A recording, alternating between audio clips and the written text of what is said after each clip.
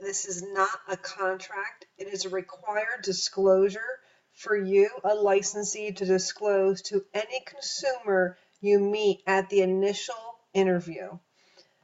This consumer notice defines first what a seller agent is. And a seller agent is when a licensee works exclusively for the seller or landlord and must act in the seller or landlord's best interest. And that includes continuously in good faith trying to find a buyer for that property until it's under agreement. It also states that you have a requirement to always disclose any material defect about the property.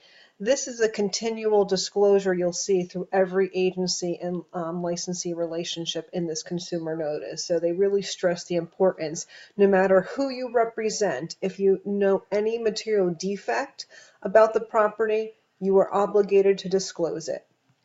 The next agency relationship is buyer agency, is that's when you as a licensee represent exclusively the buyer or tenant's best interest. You are required to keep all of their things, their information in confidentiality.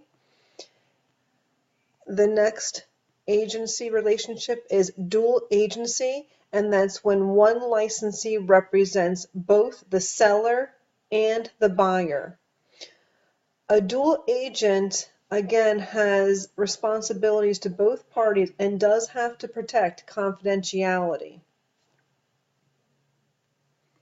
The next agency relationship is designated agency, and this is when the broker of a company represents both the seller and the buyer, but the broker will designate one licensee in their company to represent the seller and one licensee, a different licensee in the company to represent the buyer. Each individual licensee act specifically for the seller and the buyer under a broker dual agency.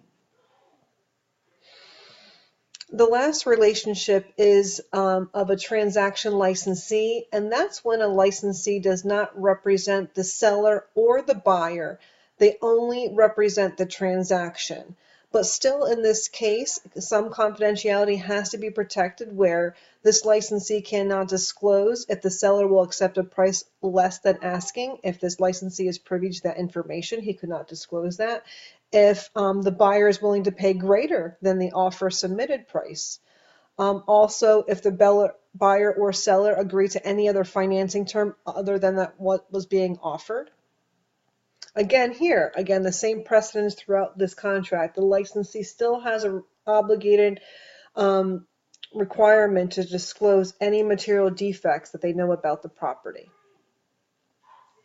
The next section here goes into, regardless of what business relationship you have with your consumer, you as a licensee, these are your requirements and duties to that consumer. So you need to go through and read each one of these because these are your duties that you're disclosing to your consumer that you will act on. The next section here on the consumer notice talks about certain contractual terms that are negotiable, that, some contracts you will be presenting to them. Again, this is not a contract, so there's no terms that are being contracted here. But some future contracts that they may sign, these are some terms that are negotiable, such as the duration of the employment with that licensee, the commission or fee the licensee charges, the scope of the licensee's activities or practices. For example, if a licensee for a seller does staging or aerial views or professional photography, that is not standard across the board. It could be catered to where some of those services are offered for some sellers and sometimes they're not offered for others. So that's negotiable. The broker's cooperating fee that they share with other brokers.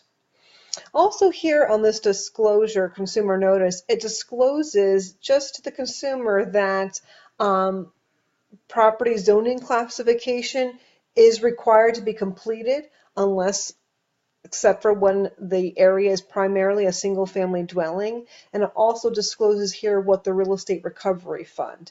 Now, anytime you present this consumer notice to a consumer, you do have to have them sign it and you also sign and date it at that time.